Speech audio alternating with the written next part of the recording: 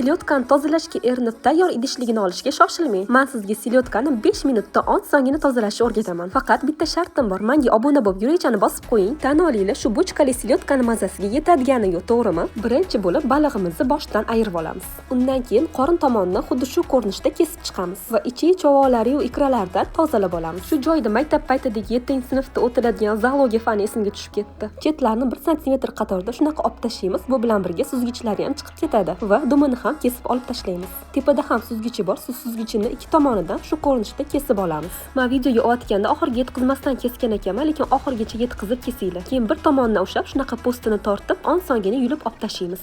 Shu joyda yomon ko'rgan odamlarning terisini shilvatgandek tasavvur qilsanglar ham bo'ladi. Ikkinchi tomonini ham xuddi shu holatda terisini shilib olamiz. Endi esa dum tomonidan filesini ajratishni boshlaymiz. Chap qo'lingiz bilan fileni bitta tomonini suyagi bilan birga qattiq ushlab olasiz. Ikkinchi qo'lingiz bilan bo'lsa, birinchi fileni asta-sekinlik bilan ajratasiz. Shu holatda ajratsangiz qiltanoqsiz bo'lib ko'chib chiqadi. Endi esa ikkinchi tomonini suyaklarini o'zini ajratib olamiz. Bu jarayonni shoshilmasdan asta-sekin qilishingiz kerak, shunda hamma qiltanoqlari chiqib ketadi. Tayyor bo'lgan selyotkalarimizni bitta yuvib olib, o'zimizga qulay qilib kesamiz va xohlaganimizcha tanovul qilamiz. Bu selyotkadan bemalol pat shuba ham tayyorlasangiz bo'ladi.